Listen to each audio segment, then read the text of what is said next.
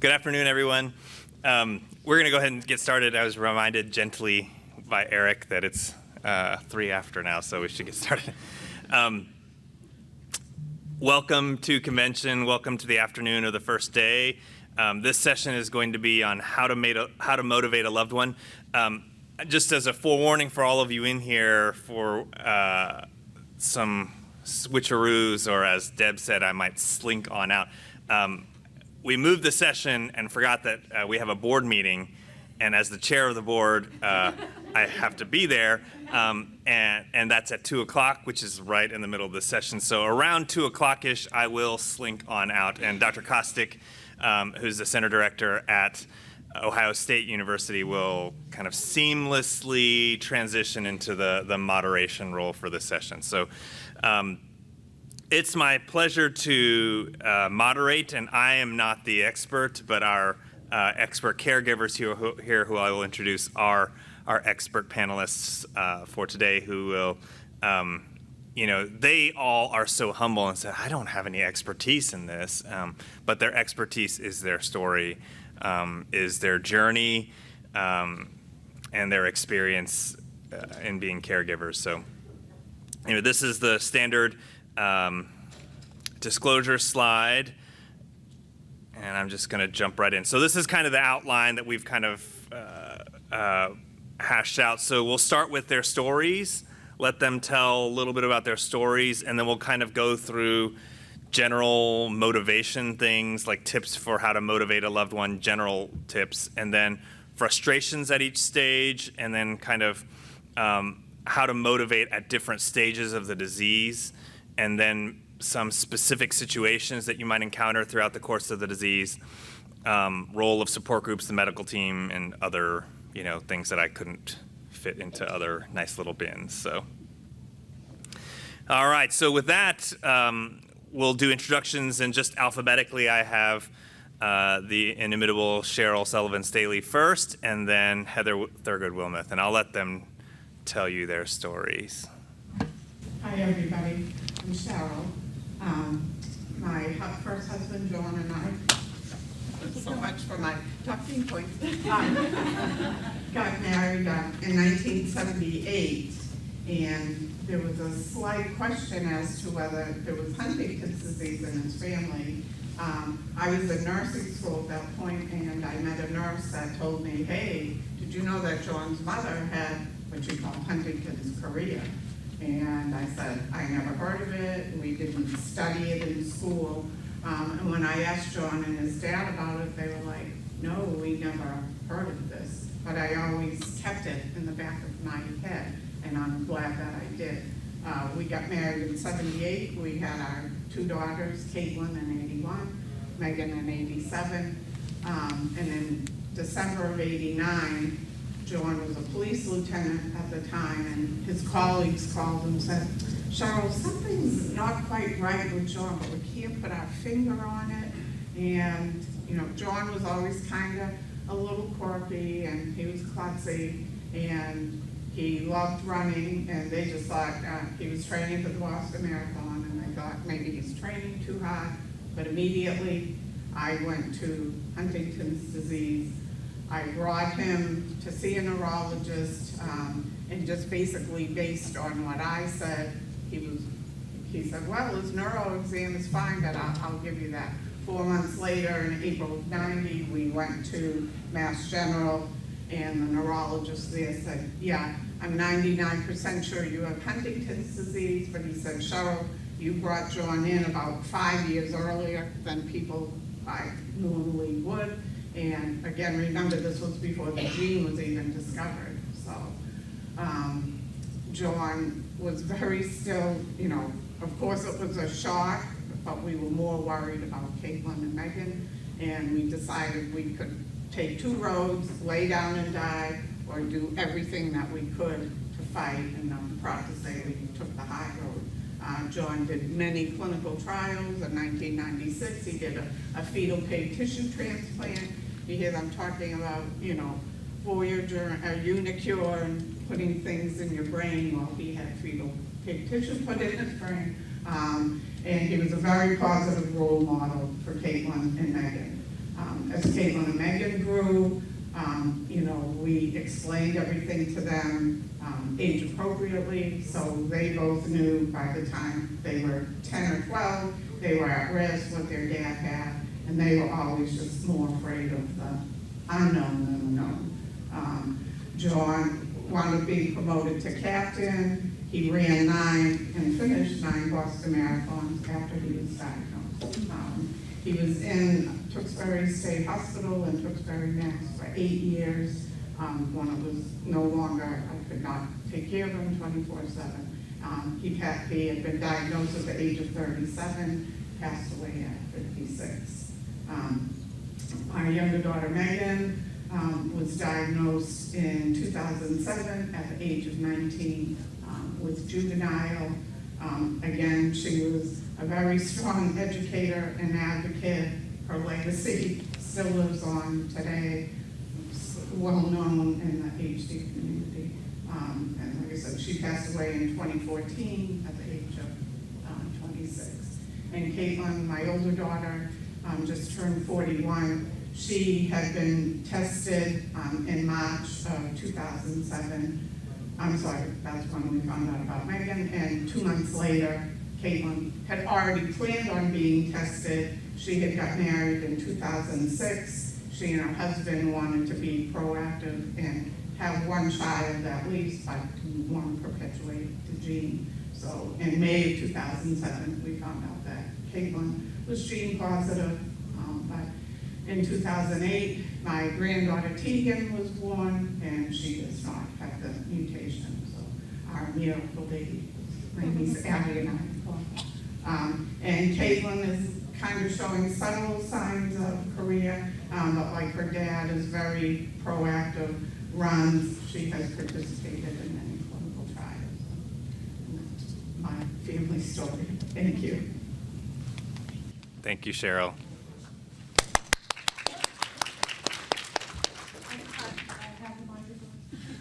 My name is Heather. I always tell everybody before I get started on stuff that I never know what my reaction is going to be, so just join me for the ride. Sometimes I tell our story and I'm perfectly fine. Other times I tell our story and I'm squalling like a baby. So just bear with me. My name is Heather. My husband Nathan is gene positive. He is 44 years old. We got diagnosed, and I say we a lot. Sorry, I've got to catch my breath because I'm trying to talk to you way too fast because I'm nervous. Anyhow, Nathan was diagnosed at age 35 on April 15th of 2016. He has a CAG of 46. He inherited from his mom. We knew this was a possibility when we got married. As a matter of fact, I was telling Cheryl, my boss actually had asked me, because I got married late in life, if this was the one or if I was just trying not to be an old maid. And I said, well, no, this is the one because I know this disease is possible and I still want to marry him. But you don't ever think it's really going to happen to you. And it did. We got life insurance. And Nathan spent a week losing 10 pounds. I hate how men can lose it like that. And he did. And then we still had to pay the higher rate because of his mom's diagnosis. And so he goes, I'm sick of this hanging over my head. Well, let's just get tested. If I got it, we'll deal with it. If I don't have it, by God, I'm getting that cheap rate. Unfortunately for us, we did have it. Like I said, I say we a lot. And when he was diagnosed, our son, trendsetter, ate a Tide Pod the night before. So I'm in the children's hospital with him, and my husband and his sister are across the street getting the diagnosis. So I'm on the phone, and the genetic counselor had to take it off speaker so she could tell me because I couldn't hear. And the first thing I could think of, because I'd had a friend of mine that would always tell me, you need to marry someone younger because by the law of averages, men die before women. So by law of averages, if you marry someone younger, then you'll die together. And all I could think to say was, okay, well, it's a good thing we got married late in life, we'll die together. The genetic counselor had no idea how to take me. I do everything with dark humor. That's how we get by. Nathan and I have the same sense of humor. So when he got back to the hospital room, the first thing I told him was, your walk with Huntington's is not going to be your mom's, and my walk with Huntington's is not going to be your dad's. And so far it's not, because we have proactively made a point for it to not be. And then the next thing I told him was about telling the genetic counselor about dying together, and he loved it. He thought it was great. But we are very proactive in telling our story. We're from Mississippi, and one doctor I know kind of called Mississippi a black hole for Huntington's for a while there. Wonder who that could have been. Dr. Sung is one of our 2 doctors. We have, our road to medical care has been phenomenal. We have Dr. Wong with UMMC, who has worked really hard to make Mississippi better with HD, with the help of Dr. Sung, we go to see him for Enroll HD, and if there's a clinical trial available that we can do, we're like, hey, sign us up, we're in. What do we have to do? So that's kind of our HD story.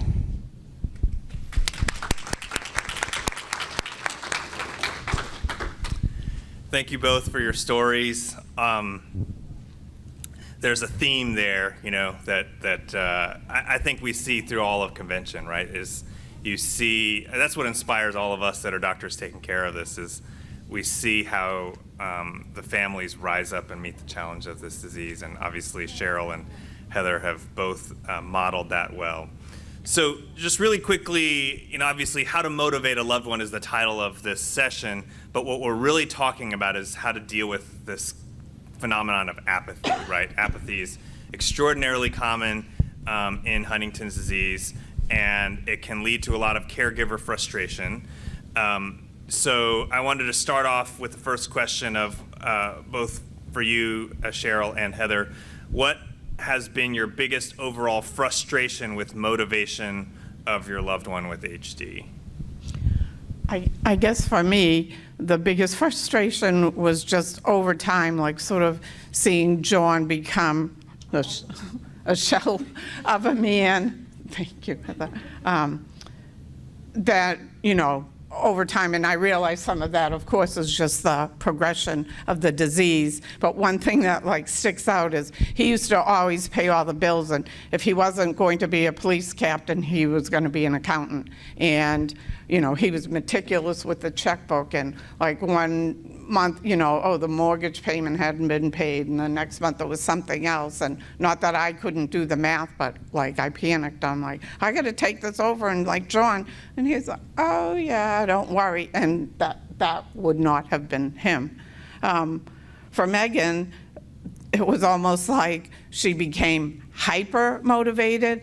And again, some of this I understand is, her inability maybe to reason properly, but suddenly, she never cooked, she had no interest in a lot of things, and suddenly, yeah, I'm gonna be a chef, and she would watch all these cooking shows and then try doing all this stuff at home and leave the stove and the oven on, and it was an explosion, or so just unrealistic in a way expectations. But another thing that I remember, she did get her associate's degree, and then she audited classes. She did volunteer work all while she was still at home. But I remember one of the last times when she lived in the dorm, and I said, okay, are you mostly packed up? I'm coming to pick you up. Oh yeah, everything's in the boxes. And I get there, and one thing was packed, and it was yeah, she just couldn't motivate. Or also some of it, again, cognitively, she couldn't figure out, oh, what am I supposed to do? So even simple tasks make me as the caregiver, knowing how they were and then seeing this now. So thanks. Thank you. In our case, Nathan would start projects. He was a diesel mechanic before he had to stop working. And on the weekends when he didn't work, he would start watching all these YouTube videos on how to make a water engine or whatever that mumbo jumbo was. That's diesel mechanic, and I'm a girl. I don't do that. I'd always tell him he was talking in a foreign language, and I'd choose, okay, you're talking in Japanese to me today. Okay, it's German today. I have no clue. But he would get these grand ideas of he was going to build these things and these engines and buy all the stuff and then not do anything with it. I've got a barn full of different types of pipes and mechanical things. And then it went to, like now what we fight right now is that if I would let him, he would sleep all day and not get up, not do anything. So, so far I've been lucky. It's just a case of gently going, hey, do you want to spend some time with your son and me, or are you going to sleep all day? And then sometimes it's, I'm going to town. If you're going to stay home, have fun, but I'm going to have fun. And then that usually kind of gets him a little motivated. But our big thing was I guess more of the obsessions and turning into trying to get him motivated to finish a task. Thank you. I think I have audience response listed here, but if you have responses to this, go ahead and put it in the app, and we'll come back to that at the end and let you guys share your frustrations as well. I'm a little worried if we all share all of our frustrations, it will turn into that kind of a session. And we want to be on the positive side, right? So for the general tips for motivation, I think you kind of heard this, right? So like some of the stuff on here, so choose your battles. So what Heather has said with, well, I'm going to do this, and giving Nathan the choice, and, sometimes she's going to prod him more to get up and do things, and sometimes not, and I think how to do that, but I'll let you guys chime in as well. And then starting with something they've always liked to do. Cheryl talked about John has always liked to run and ran 9 marathons after he was diagnosed with HD, right? So using something that's a passion of theirs and leaning into that can be something definitely to motivate. But anything else that two of you wanted to add? No, but just again, like you said, Victor, if it's something I liked, and again, John, till the end, he could spout every Massachusetts, general law. If it was anything, a law discussion, that would, or certainly engage him. And then particularly his daughters, he never missed any of their activities.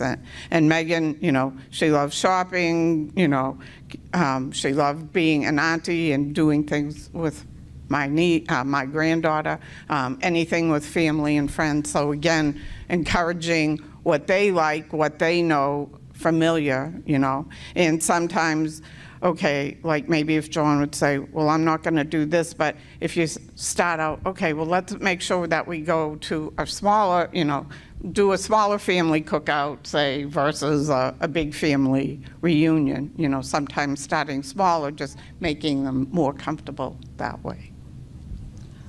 For us, it's kind of more of reminding Nathan of things he enjoyed. For example, he was going to a football game with his sister, my stepdaughter, and his niece. And he had some trepidations because he was like, well, I just don't know that they're going to watch out for me like you do, and just making all kinds of excuses to not go. And I had told him, the one person on this earth that's going to take better care of you than me, or as good of care of you as I do, is your sister. Because they grew up, they were, still are, extremely close. So then I would remind him of certain things, that's just one example. And then he would kind of, okay, I guess I'll go. And then he'd go and have a great time and come home and be, thank you for making me go. I'm so glad I went. I had a great time. And so that's just, just a gentle reminder of, you used to enjoy this. Why don't you try it? And if you don't like it, just call me. I'll come get you, but try it first. Almost kind of like I do with my 7-year-old to a degree. I don't mean to liken my 44-year-old husband as a child, but it's kind of that same motivation of, you enjoy this, let's try it. Great. And now we're going to move into kind of stage by stage, some specific tips for each stage of the disease. So the next thing is in early stage HD. If you guys could talk about what has been your biggest frustration in early stage HD, and some specifics. What about social activities with friends, which is common in this stage? What about loss of motivation for projects around the house? And then what tips do you have for dealing with these at this stage? So I feel like my biggest frustration with both John and Megan, and again, was kind of like their lack of awareness that if they weren't motivated, or like I said, Meg being, too unrealistic. For John, he, in general, still always enjoyed social interactions, but especially in the early stages, I think sometimes he would make sure, he was there and participating because he was going to show everybody, I'm fine. I'm fine, and I can, do this. He would still do projects and stuff around the house, but he definitely had to try harder. It might take him longer, and maybe it wasn't accomplished as well as it could have, would have been in the past. For Megan, again, she just was always social, so that was no different. And for me, for tips with dealing this, try to be as supportive and as helpful as you can, but also I had to learn, okay, I have to manage my expectations. And also I had to work really hard to try to avoid, oh my God, here, just let me do it. It's taking you too long. So if you can, as long as you know whatever it is they're doing, that they're still gonna be safe, just let them do it and don't squash any potential motivation that they could, have. Thanks. For us, it was more of a, hey, do you realize how much money you've wasted on this project? Can we finish this? Just, gentle reminders and stuff like that. But it would get really aggravating. He'd get the whole, I've got this great idea, let's do this, and we're gonna cut the cord, and we're not gonna have electricity, and things like that. And then it would be, he really did. He really thought we could do this water generator thing, and we wouldn't have to deal with the power company anymore because he watched YouTube. Once I gently took away YouTube of, we don't need to, let's get rid of this. This is, the kids don't need to be seeing some of the things that pop up on YouTube. And so he was like, okay, that's fine. But the little obsessions kind of with, he'd just have the little obsessions. And if it was something that I thought we could work with, then I would be motivating that way. In that, we just watched this movie, this guy's like doing, working out and stuff, maybe we should start working out. And then he would do that. But that was, I don't know, I guess kind of along the same lines as Miss Cheryl. You just kind of gotta, be positive, because that's just what we do. We do positivity. We try not to do any negativity whatsoever, because that's just going to make it worse. And, just kind of go with the flow. That's really what I have to do, is just kind of go with the flow. And I have to stop myself a lot in the, well, here, Nathan, I'll just handle it. Here, Nathan, I'll just take care of it. Because I know I caught myself doing that a lot. And then I realized that wasn't helping him. And I want him to be as independent for as long as he can be independent. Dr. Kostick, was there anything you wanted to add? There's always stuff.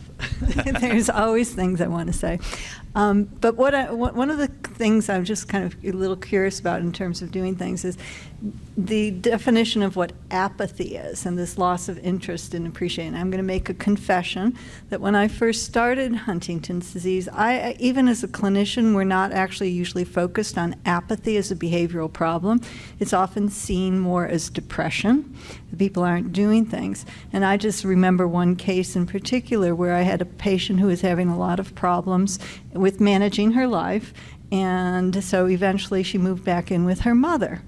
And most of her problems all went away. She was content, she wasn't irritable, and so I just sent her back to her mother on no new medicines. And her mother 3 times sent me a thing saying, "Why aren't you treating her depression?" And so I brought her back in, and I might have missed her depression, but she wasn't depressed. She was content. She wasn't worrying about home. She wasn't worried about food, about bills. She was happy at home, but just to sit and watch TV. So it wasn't depression, it was apathy. And so it's a very difficult thing to kind of motivate someone to do some things. And her mother kept wanting to blame it on something else, but it's part of HD, this getting people moving. And it sounds like you guys are doing very well at like appreciating where this is and coming up with ways to stimulate and motivate people. It's not easy. Yeah, thank you. I think that's actually a perfect transition to mid-stage. So, story that I wanted to share as a patient that I have. It's right in this early to mid-stage transition in HD that a lot of times a patient may be losing their job. And so I had a patient, he had worked his whole life and was the provider. And his job was fixing electrical wires on the poles. And with his HD, that was no longer a safe occupation. And the power company did not think that it was safe for him to be doing that from a liability standpoint either. But, he was the one always on call to fix, power lines when they went down, and was used to busy, and then all of a sudden that's gone now. And we really felt like initially that he was depressed. Oh, he must be depressed. That's why he's acting like this, because he doesn't have this job, anymore. And we treated him for depression, and we added all this medicine for depression. His wife was like, "This is making things worse." Like, he's not doing anything, and he regressed really into a shell of himself. He very quickly got to the point he wasn't wanting to take a shower, and all this kind of stuff. And I thought, this is too early to be dealing with this stuff. And what we realized is what we were missing is it was all apathy. And then we ended up just blowing it up and starting over, taking away all the antidepressant kind of medicines that we had piled on that were giving him a lot of blunting and things like that. And when we took that away, what we were left with was apathy. And then the wife was like, "Okay, but now what are we going to do about the apathy? I'm glad we've labeled it now, but he's got to take a shower. We've got to do something." And for their family, the thing was like, every time she would try to say something, he would just do this thing. All he heard was nagging. And so her voice could not be the voice to motivate him. But what she found was like his best friend from 2nd grade was the voice that he would listen to. And his best friend would say the same thing as she would say, but then he would do it, but not when she would ask him to do it. He just like bristled at anything, like, "Oh, I'm getting nagged again." And his best friend was like a handyman or something, and would just come over, get him in the morning, like, "Come on, like, put your pants on, get your shave on, like, we're going. I've got a bunch of calls to make," and just drag him in his truck with him. And that was the thing that activated him. So that's another tip, is sometimes if your voice is the one that's not being heard and maybe causing more frustration, then maybe there's another voice in your life, or in your loved one's life that can be another voice. But again, great point about, depression and apathy are not the same thing. And sometimes even we're just not trained to catch that sometimes. So It's just such a fine line. yeah. And I think we're learning more about it in the last few years. There's just an article on apathy and irritability in Huntington's disease in one of the journals lately, and it's a topic which I think is becoming much more prominent in our attention level. Victor, I think you were going to leave at I'm 1. being, you can waved stay. But I leave you in the wonderful hands of Dr. Kostick. Thanks, I'm everybody. going to leave this with you. Okay. I'm going to move there.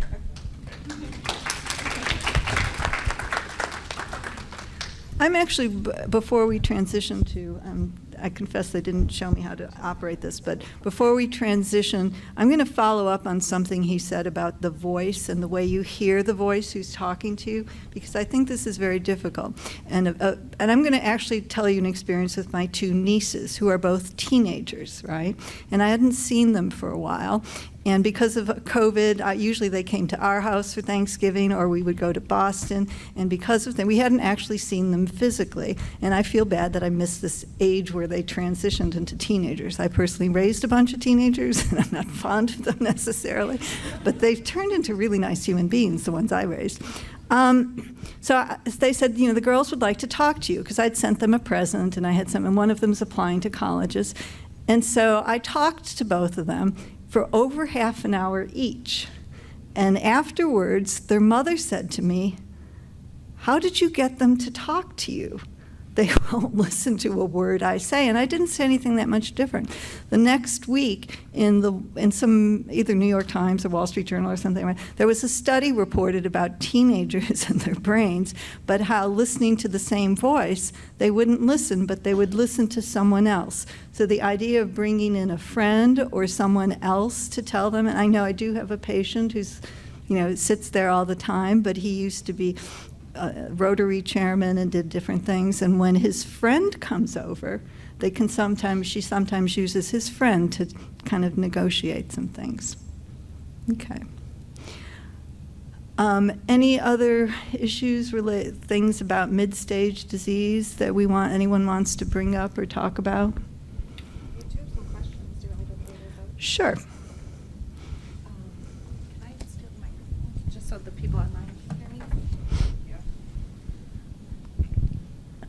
The first one asked, what do you do to motivate someone who has refused testing but is showing symptoms? Do you guys want to comment on that first? Because you've had a lot of experience with the community and your own. Right, and both my daughters got tested, and if the gene test had existed, Joan would have. I don't think you can tell somebody it's such a personal decision. So I don't think that you can motivate. I think you can perhaps, encourage or say, gee, would you like to see the social worker or a geneticist or, or the neurologist. But to motivate somebody to get tested, that is such a personal thing. And that, that decision and frame of mind has to come for the person. And if they're not ready at this time, I don't think there's anything that you could do to motivate. And to just throw their symptoms in their face, that's not going to help. That's my personal feeling. I kind of agree. Nathan was open to doing it. He wanted to get it done. So I didn't have that experience of telling him, hey, you need to get this done. Now, other family members that had seen his mom go through certain symptoms and such, they knew. And I had never, until I met Nathan's sister first. She and I were friends, and then Nathan and I started dating. So I agree with Ms. Cheryl that you can't really make someone do that. You can encourage maybe gently, but throwing symptoms at them and stuff like that is not going to help. Sometimes what I've seen is a motivation to get tested is because of disability issues. And it really depends on the stage of where you are and what you think. That question brought to mind a patient I'd been following for a while who had a family history of HD. And he didn't want to be tested, but he came to us, and he was somewhat hostile about the idea, but his wife and daughter forced him to come to this one visit. And during the visit, he definitely did not want to be tested. He was still working in education.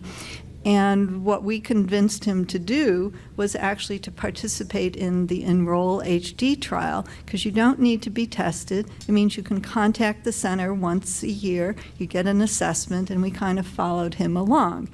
And then at one point, and everybody has a different story, that's why this general question is very hard to interpret or to answer, just for each of you are going to have a different story. His daughter then graduated from college. He was so proud of her. She went to a school in Chicago, and she fell in love, and she wanted to get married, and she wanted to know if she was at risk. So he actually agreed to be tested, but never came back for the test results. I mean, we asked if we could tell her, whether she was positive, but he never knew his results for many years. And he didn't volunteer to get tested. He did it for his daughter, and as you'd mentioned, sometimes that for predictive testing. And then he continued to go on for many years, was very far advanced, and is clearly now symptomatic and has just begun to accept his diagnosis. Another question online would like to know what you think about using plain old bribery. The example she shared was, I've thought about offering to buy my mom a pizza every week if she'll shower. So what do you guys think about bribery? I'm not above it. I've used it. So I can't think of an example that's a really great example right now, but I have told Nathan, hey, if you go take your shower, we'll go do this, or we can watch that, because I really don't want to watch that, but I'll do it if you'll do what I need you to do. Of course, I put it better than that to him, but yeah, I probably shouldn't admit that, but yeah, I've used it. Yeah, I immediately thought, Heather, when you said, I'm not trying to compare my husband to my son, but sometimes how you do treat your loved one with HD, kind of childlike. And yes, definitely, I was not above it either, especially more for Megan. I remember I bought her some kind of PlayStation. Abby, you would know.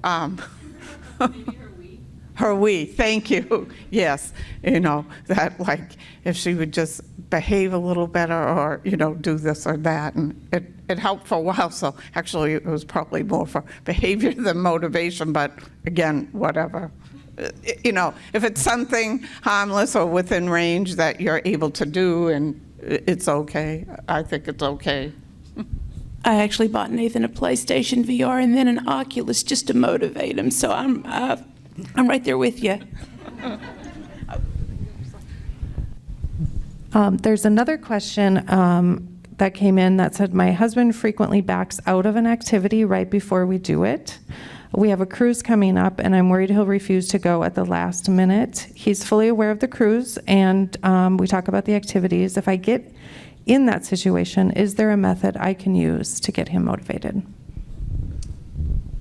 Don't look at me. I'm like, but you're the professional. I'll answer a little something, but you guys are more. I don't know. I don't know if I should say it this way, but Nathan so far has been easy. So if I'm going on a cruise and I remind him the dollar amount that we have just spent, and then he knows how frugal I like to be. I don't know that that's the correct answer. I don't know if that's I don't know. Did you have a better answer? No, 'cause luckily I was never in that position either, because we never got to go on a cruise. But if John would have just like, okay, and I would have just had to direct him.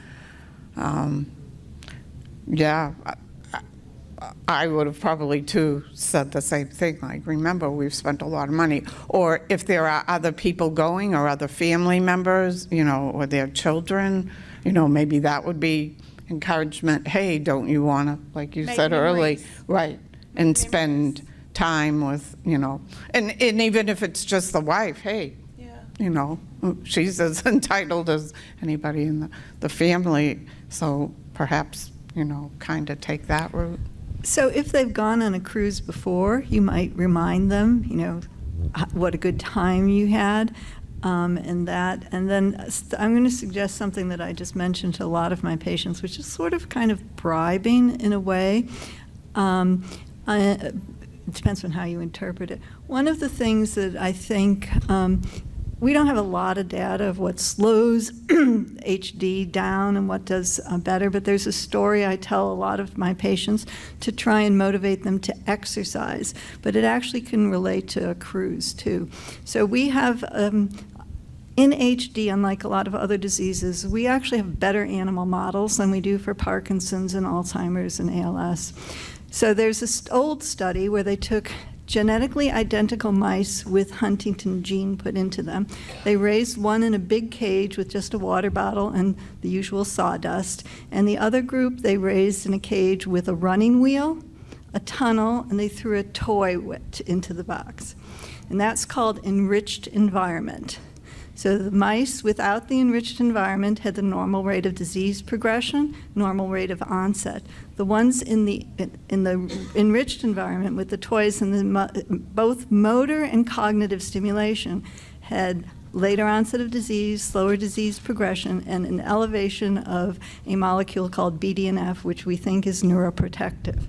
And exercise raises that up. So I will kind of tell that story a lot sometimes when I'm trying to stress to our patients the importance of exercise. And I think that doing the marathons early on in the disease and doing more motor skills, even for Alzheimer's, there's some evidence. So I will use that as a pseudo bribe. So going on this cruise is enrichment of your brain, it's participation, and it's probably good for your HD. That's probably the best I can come up with is a logical, scientific doctor point of view bribe. There's just one more. And I did want to mention there are other people kind of commenting in the Q&A with some of their ideas. So for people who have questions, if you go into the Q&A and read it, there's some great ideas popping up in there. But the last question in here is, how do you motivate somebody to get treated for their chorea, mental health issues, or to take their meds regularly? Why are you all looking at me again?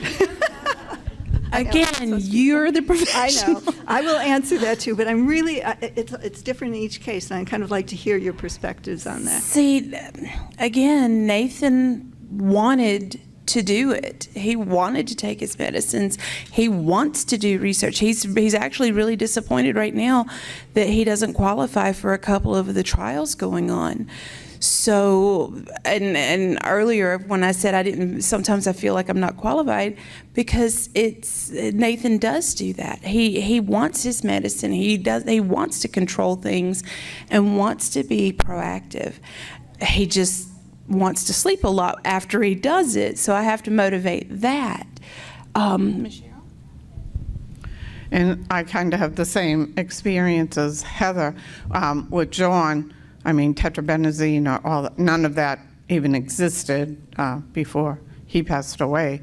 But he was on Zyprexa, and that certainly did help his mood. And he was just kind of very compliant. Okay, this is what my neurologist has said to do.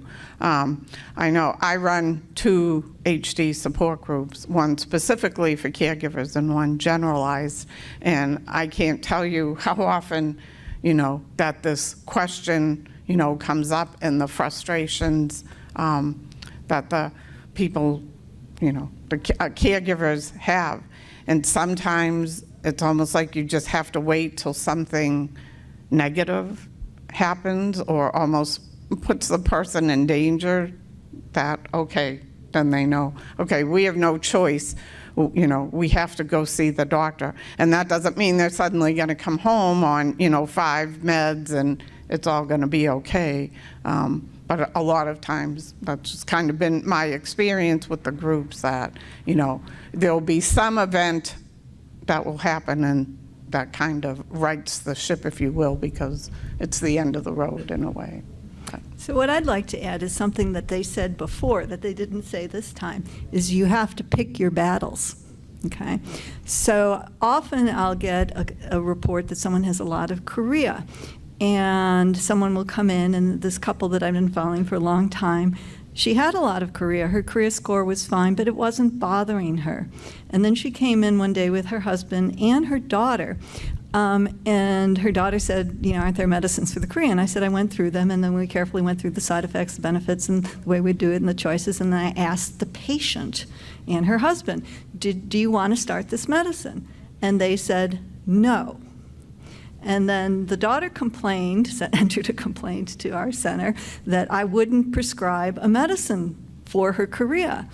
And the patient did not need a medicine for that particular problem. Yes, she needed medicine for her depression. So again, picking battles of what are the things, what's the time to try and intervene, what's the biggest problem? Okay, maybe don't take a medicine for chorea. Or if, some people are bothered by the most subtle chorea, because especially if it's in the face, it affects their interactions with other people.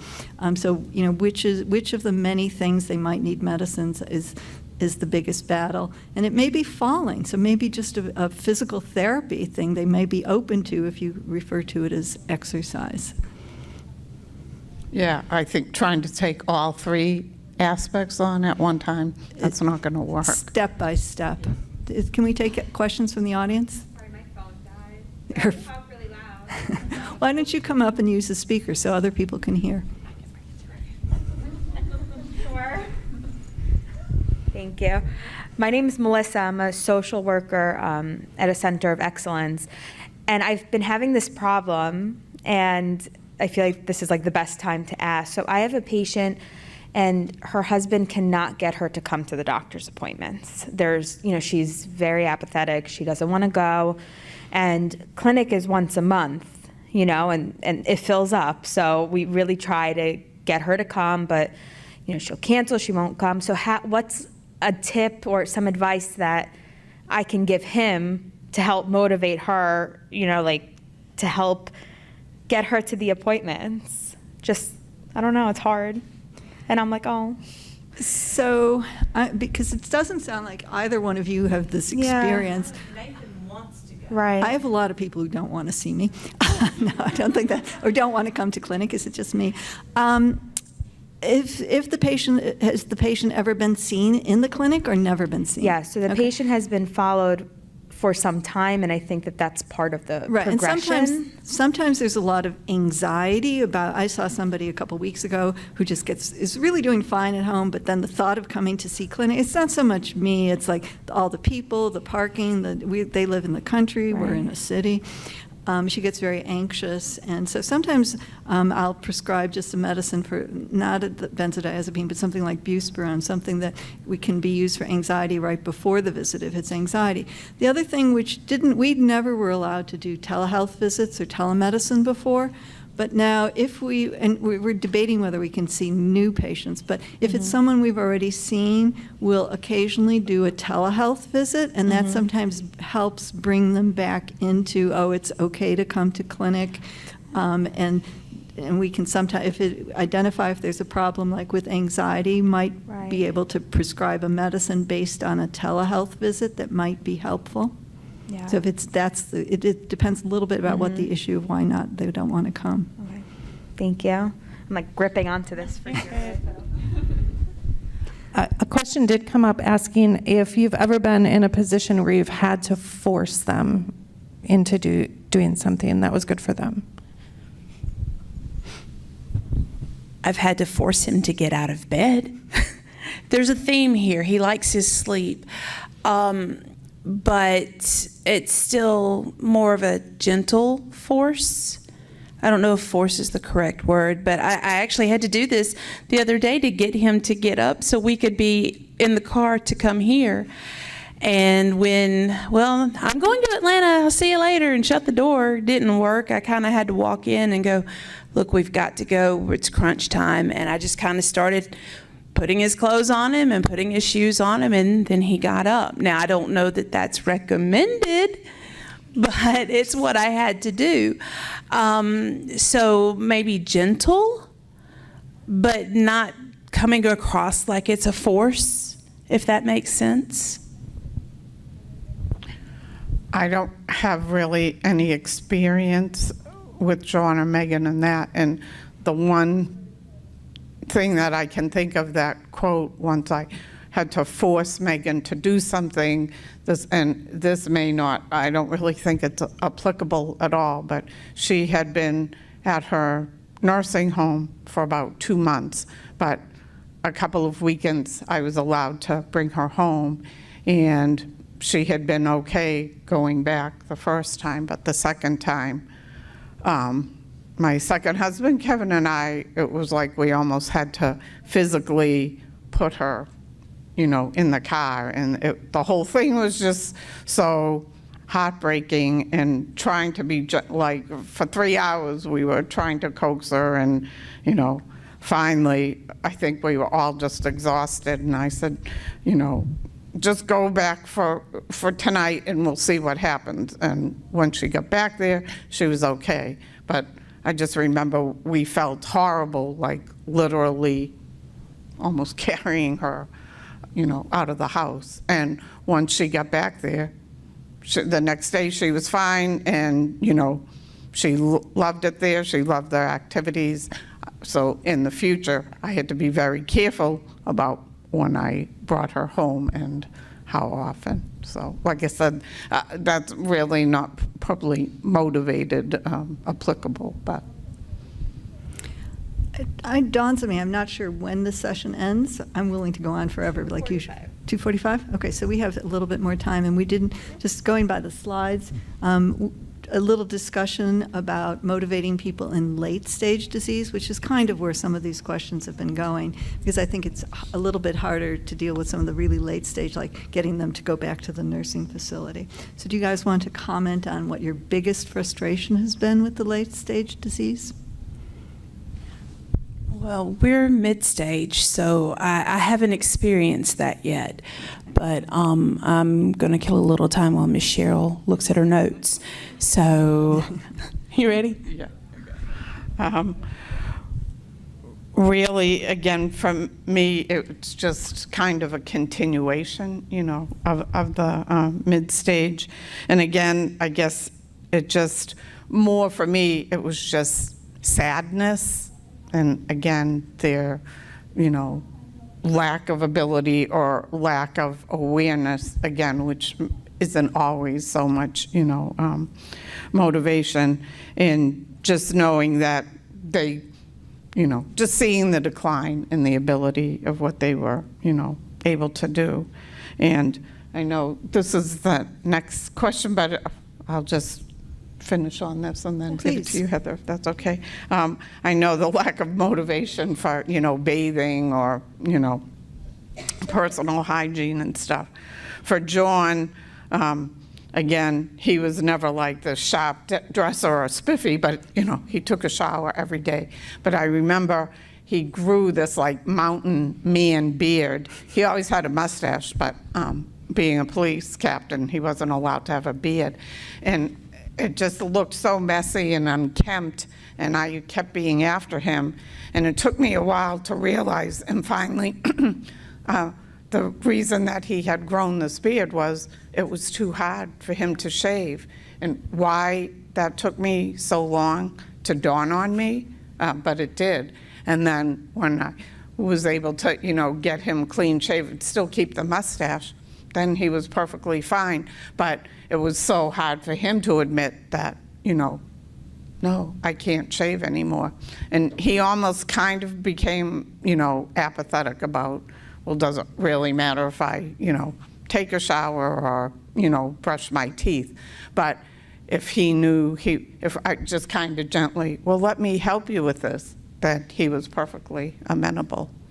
And Megan, she was the complete opposite. She was the only person in her nursing home that insisted, I am having a shower every day. You're going to dry and do my hair. And, right, she was always all dolled up. And the staff quickly learned, because many of the patients were assigned, like, Monday, Wednesday, Friday, you'll have your shower. Well, after about 3 days with Megan, they're like, yep, it's way easier to just do what she wants. But again, had she been home or whatever, that was her routine, and that never, there was no waiver of motivation that I am doing this, and, tough cookies. If you don't want to do it, you're doing it.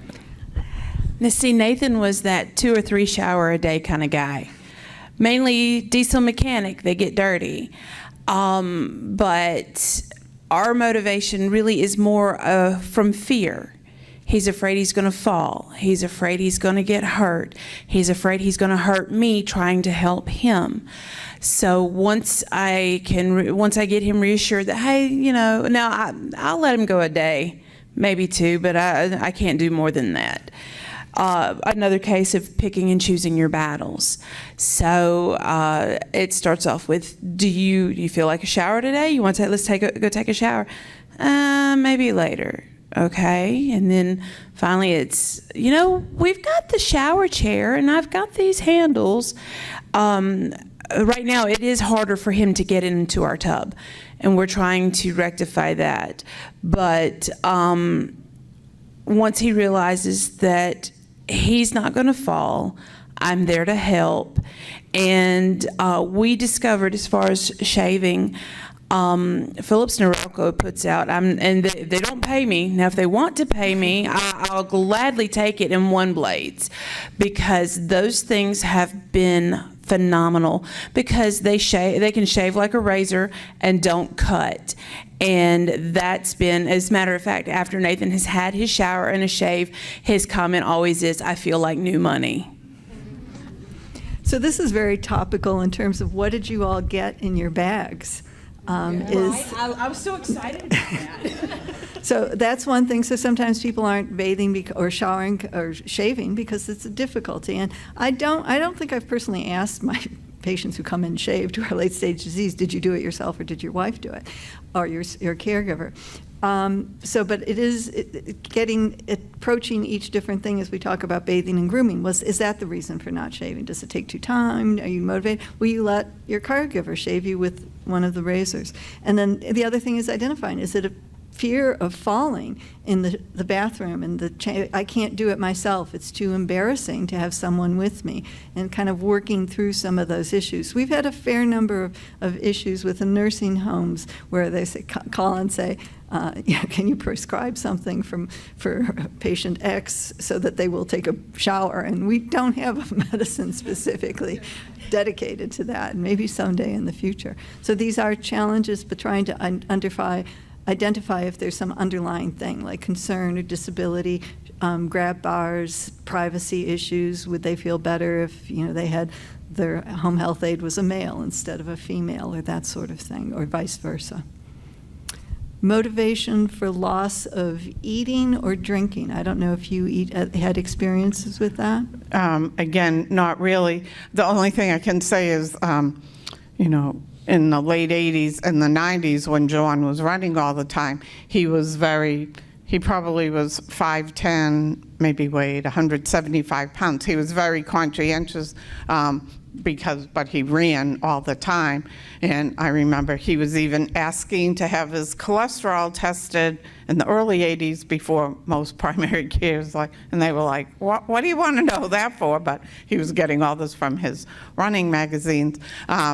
And he was mindful of what he would eat, but he wasn't obsessive, cops and donuts. There's some truth to that statement.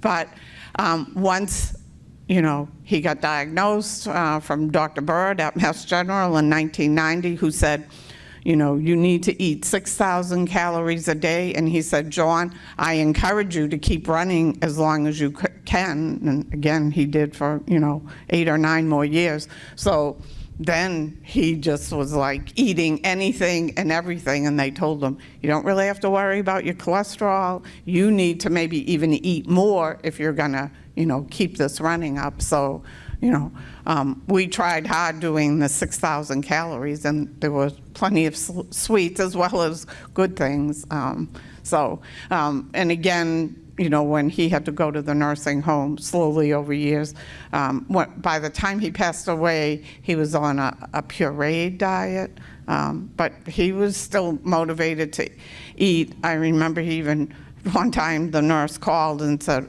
he was really upset because he didn't have his chocolate ice cream. They had run out and they gave him vanilla, and he was having a fit. So it wasn't hard to motivate him. And with Megan, again, this is maybe less about motivation and just I'm going to do things my way. She had mostly always been on a regular diet, but the last 3 months of her life, she was on hospice, and they were very insistent, you know, even at the nursing home, let's put her on a soft diet or a pureed, and she said point blank, I'm not going to do this. I'm going to eat whatever I want till I go, and if I die choking on popcorn, so be it. It's the only thing I can control, and I'm going to enjoy it. And I couldn't argue with her on that point. So. My husband's in late stage, and he is really picky about eating, and he won't eat if it's something he doesn't want. So I learned, it took me a while to figure it out, but I did learn, I give him 3 choices of what I'm fixing for dinner, and I ask him to make a choice, and then he'll eat it. And that's helped me out immensely. I wish I knew that like 2 years ago. So that you do have, and you got advice to increase the calorie intake. And in HD, very often people have a higher calorie intake than expected. So sometimes we'll have nursing homes give people double portions. But just as a story of one of my patients who was sort of apathetic about eating, he was doing fine, and he came every 6 months. His brother brought him in, and then at the 6-month visit, he had lost 25 pounds. And so I go, you know, what happened? And he used to have a caregiver who came in the morning, made him breakfast, cleaned the house, and then left. And during this time, he was working as a carrot return person at Kroger, which he could walk to. So he's still doing stuff, but he wasn't eating breakfast. So I asked him, what's your favorite food? And he said, Krispy Kreme donuts. Okay. Now, do I like Krispy Kreme donuts? No. Does he? So the solution, and I'll tell you what my husband thought about the solution and why he thought it was funny, but he endorsed it, was I said, okay, to his brother, bring him Krispy Kreme donuts. For the next 6 months before the visit, on his way to work, he dropped off a box with 6 Krispy Kreme donuts, and he ate those for breakfast every day, and then and he gained his weight back, and he was fine and stable. My husband has a PhD in nutritional biochemistry. And you should see the stuff we have to eat at home, and especially if some of the new fad that he's been on a study in. I mentioned that, and he said, oh, that's a good idea. Because your goal, my husband, who doesn't, makes comments if I bring ice cream home every day. And then we discussed about some of the things that are associated with weight gain. I asked his opinion. And the 2 highest things in the American population are French fries and chips. Now, chips aren't really good. I'm not saying everybody should eat French fries. What I'm saying is I will ask everybody, what's your favorite food? And sometimes the caregiver will be surprised. Pizza is really popular. What's your favorite fast food restaurant? I can't believe I'm letting them do this. But in my it used to be Wendy's. Maybe I shouldn't say the name of the company. But right now, my nutritionist is finding out our patients are liking something particular at Taco Bell. So normally I would not recommend that you all go and have Taco Bell 3 times a week. But again, it's finding your battles. We want to keep the weight up, and if he did well for many years on 6 Krispy Kreme donuts every morning as breakfast, fine. So again, we look for what works, and each person may be different. Pizza's pretty popular. I'm surprised with the swallowing difficulties. The other thing is in the nursing home and the feeding tube. If I get a feeding tube, I won't be able to eat. And I want to eat. So, and it makes nursing homes uncomfortable, or care facilities, if the patient's been shown to aspiration and that you shouldn't then feed them. And the families will say, give permission, understanding that there's a risk of pneumonia and aspiration and choking, to have food for pleasure. So I have a patient who eats ice cream every day. Theoretically, the speech therapist says she shouldn't, and she's doing okay. I have another patient who refuses to give up coffee. Okay? Fine. So he gets coffee, he drinks it through a straw, and he is happy. So we do make compromises, and it's what makes the patient feel good. I confess it still makes the nurses or the caregivers in some of the facilities to see some coughing spells, but we have to choose what's best for, and there's no one rule about what's best either. Everybody's different, every family's different. And some people, of course, never want to have a feeding tube, and they make that very clear. And that's an issue which comes up in late-stage disease. Are you going to how are you going to deal with feeding or not?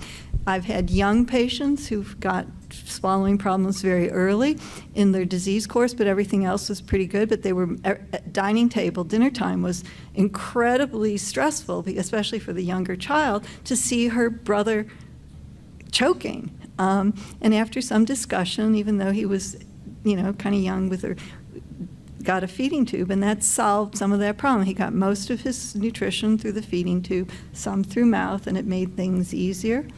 We do have people who have very strong feelings about this, it's particularly about eating, and it's something the family should discuss. I've had patients who said, I never want a feeding tube. I had someone who got into a hospital with pneumonia, an outside small place, before she came to after someone put in a feeding tube. She woke up after the infection, was coherent, and was totally furious that no one asked her permission, or a family member had said, yes, you should do this, and had it taken out. So each case is different, each situation is different, and she was motivated to not have a feeding tube, and that's, but family could not convince sometimes people to go and say, yes, I want a feeding tube. We don't force people to do that. And I just wanted to add, for Megan, twice she was given an appetite enhancement, but again, it wasn't from her motivation of not wanting to eat. She was just losing so much weight. So first, she tried Marinol, but that made her totally paranoid. And then they gave her Megace, and she gained 40 pounds. So we'll use medicines. I've never used Marinol, but Megace, some of the medicines we use to treat other symptoms can be associated with weight gain. So for instance, mirtazapine for other diseases is sometimes used to stimulate appetite. And this is not so much motivation. Here now we're using medications to get things. So, and we do a fair amount of Megace trials. Some people gain weight on it, some people don't. Some of the neuroleptics lead to weight gain, and so we'll choose the one that leads to the most weight gain instead of the other one, just in terms of that. We're going to move on because we don't have much time, and it looks like there are a few more slides. The next group question, and I know that you've been very involved in this, is the role of support groups, and I think they're very important, but I'm going to let you guys talk. Yeah, for me, not only just being the facilitator, but I feel that I'm also part of the group as well, and it's very helpful, just to have other people in the same situation. Again, you don't have to explain, but the exchange of ideas, that can happen. Oh, hey, did you try this? Gee, no, I never thought of that. So, that is very important, because you might be able to then help your loved one, or knowing you're helping, somebody else. But again, just the exchange of ideas and the support, again, it's just an unexplained, you understand, and that is very helpful. Very much so. When Nathan got diagnosed, we were the only people that we knew that had anything Huntington's. We didn't know anyone. And so I actually started a Facebook page just to find other people in Mississippi who were like us. And Teva sponsored a luncheon. And we had gone to Education Day at UAB with Dr. Sung, and Jenna, one of his assistants, handed me a flyer and said, hey, this dinner's going on right in your backyard in Flowood. So we went to that, and we met what would become our support group. So I always call the support group Miss Marilyn, who was able to secure us a place to meet. I call the actual support group her baby. I just help her with it, and then the Facebook page is my baby. But having people around you that know what you're going through is so important. That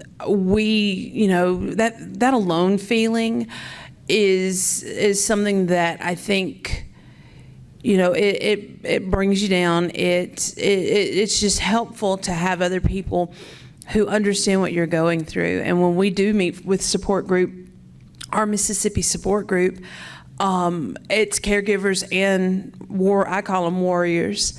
Our warriors and our caregivers are all in together. Us caregivers will step back a little bit and just hey, how are you doing? Oh, we're good, or we're doing this, or okay, well, we're doing that. And then the warriors kind of sit around the table because Nathan and there's another warrior that they're both in wheelchairs now. And then there's one that does walk but needs help. So while they're sitting at the table, and we purposely put the three of them together so they can have their time, and then us caregivers kind of just step back and we have our time. And I think that has been so beneficial to all of our warriors in our support group. And I know how beneficial it's been to us caregivers just to know that there's someone out there that knows what we're going through.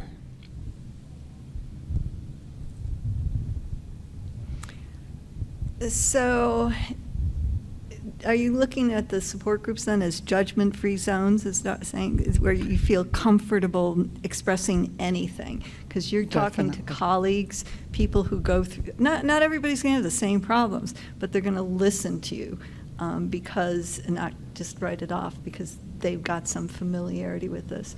And in terms of the value of community, one of the things I know is I always worry about my caregivers a lot. And there have been times in the disease where I sort of feel frustrated because there's nothing I can do. This patient's very late stage disease, doesn't really need many medical changes. We already have, just making sure that there's no new things coming on.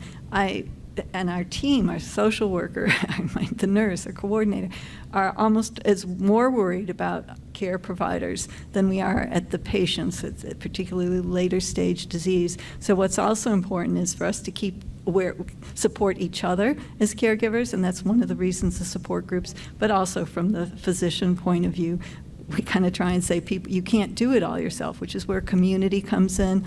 I have a guy, one of my patients, where his wife doesn't feel like she can ever leave him, but someone from the church comes in like once a week so that she's got a break, and he's comfortable with this person. It's not a stranger, it's the communities come in. And it's sort of picking something like that to make sure that the caregivers aren't incredibly frustrated and have a break in time. And we have a minute to talk about one thing. So I left this short. I didn't actually remember that the slide was last. I left this short so they can't pick on the medical team as much. But we'd like to hear your experiences with communicating these struggles and working with your medical team. Right, so I feel I've been very blessed with all of John and Megan's neurologists, and especially currently we have Dr. Sam Frank from Boston, and right away we knew there was a lot of things, okay, he can't fix this, but just listening, understanding, if I called or sent an email, well, respond. And this would go for anybody, but he would respond back quickly in a timely manner. So again, you can't fix these things, but just to be understanding, the communication is so important. And if you do think medications perhaps will help, again, obviously that's something, talk to your neurologist, about to see, can it inspire motivation as long as, as well as managing many of the other symptoms. But your care team is going to be your front line, and clearly also the social workers, the geneticists, are very important as well. And I've personally, my family has been very blessed to have really good interactions, responses, and along with my fellow caregivers and support group people, just knowing that the medical team has my back as well as my loved ones with HD. That's kind of the same here. Like I said, Victor Sung is our doctor, as well as Joybin Wong in Mississippi. And we got really blessed, really lucky, because after we got Nathan's diagnosis, we saw Dr. Manning, who's in the next session, and went straight to Dr. Wong, and then went to Dr. Sung. So we had two doctors that were, their specialty was HD. We've had other friends, and matter of fact, Nathan had a separate medical issue a couple of years ago, and we went to a different hospital, and that hospital sent a neurologist to talk to us about Nathan's HD. Now, I had already told these people, we've got 2 neurologists. We don't need a third. But that one comes in to talk to us, and we ended up educating him on HD. And he's like, oh, okay, well, that's not what I read. Okay, well, you can read all you want. We're living. And matter of fact, Miss Marilyn, who, and I hope she doesn't mind me talking about this because I use this a lot, in that when her husband was going through his battle with HD, their doctor literally would go, okay, what's new with HD? What'd you find out at convention? So we're really blessed, really lucky. All I have to do is send an email or make a phone call to straight to the doctors or to their assistants, and we get an answer within a day. So I'm like I said, we're really blessed that way. So most of the, not everybody's that lucky. We don't have centers covering all over, and for a long time there was a big void around where Utah is, and so we had a family member who had family members in Ohio, and the neurologist there, called me and said, I haven't ever seen a Huntington's patient, and some of this is rather new to me. And so for several years, we would, if he came to visit the family, which he did like once every few years, I would see him in clinic, but we would consult, and most center directors are very open about discussing particular cases, and there are times when something's new come on where I will actually consult with, for instance, a really severe psychiatric problem with a psychiatrist I know who deals with this but doesn't have a lot of experience in HD, and I was quite surprised, and I was okay with her telling me what I did wrong. Not exactly, she didn't put it that way. She just made an alternative suggestion which was more aggressive than what I would have done in treatment. So to encourage, to reach out in different directions. The HDSA has wonderful points of suggestions on websites. Another thing is for the psychiatric issues, the online Amwell way of patients getting some further input. We are sort of now a little bit over time, but anybody has any additional questions or suggestions or comments? It's a comment, Mhm. really. Just a quick comment. Oh, that's loud. Just to say, it wasn't on the slides, but I think another point of motivation, and correct me if I'm wrong, and both of you have kids. And earlier when you were talking about taking Nathan to a ball game, you said making memories.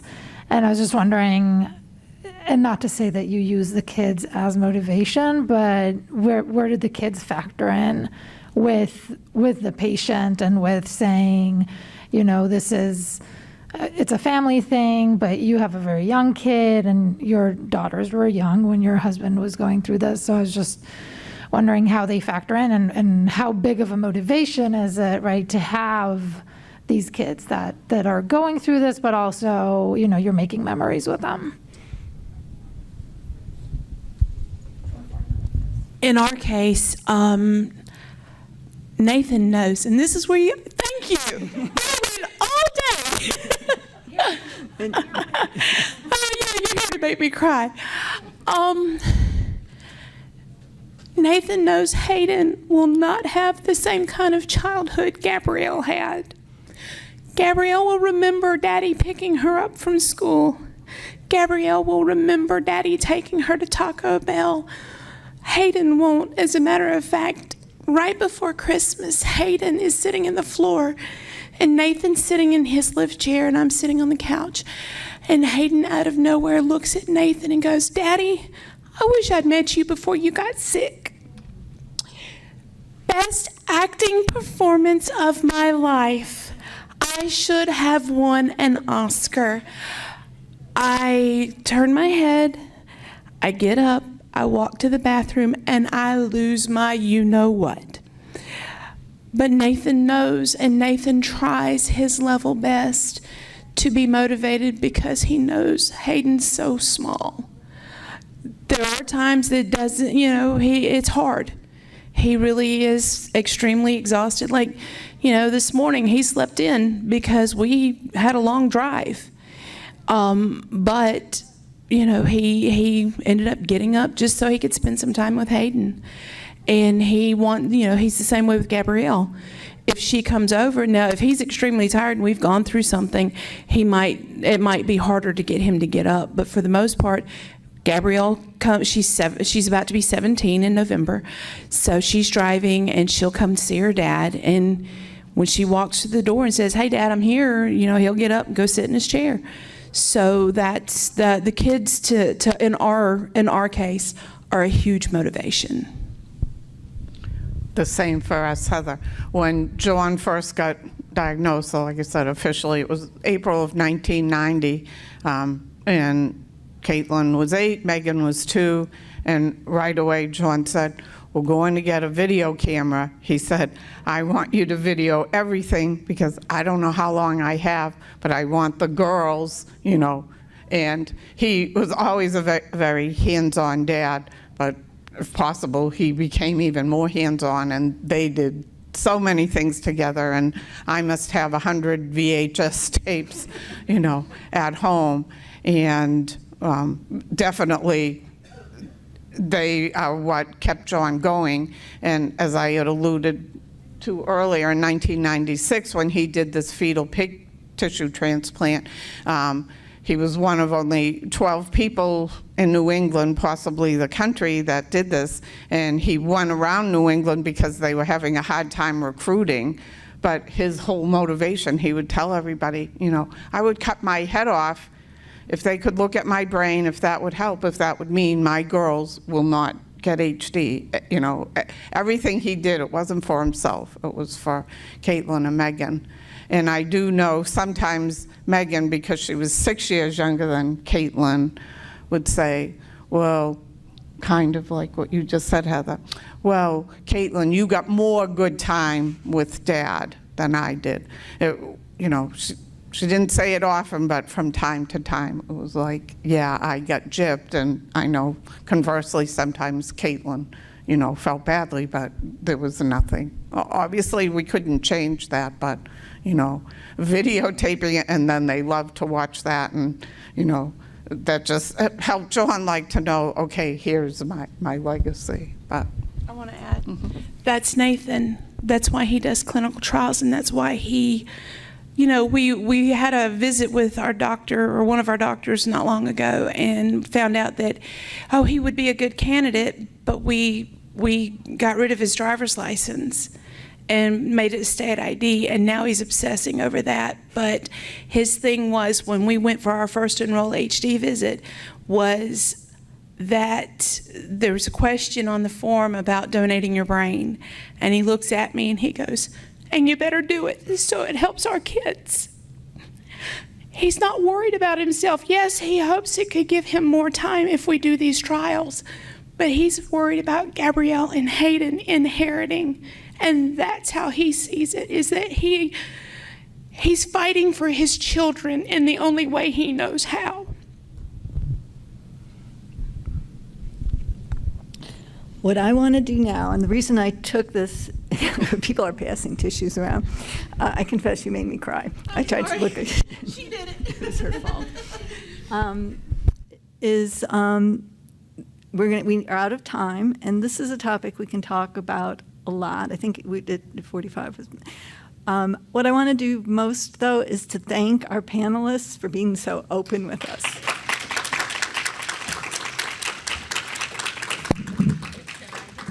Tomorrow, I'm speaking about brain donations. John and Megan both donate.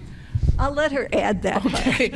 Tomorrow, I'm speaking on a panel about brain donations because both John and Megan donated their brains, and again, that whatever they could do to help. And so clinical trials in life, but brain donations and death. So, thanks. And thank you all for sharing your questions. And I think we all learn from each other, and I've learned from you too. Thank you. For having us.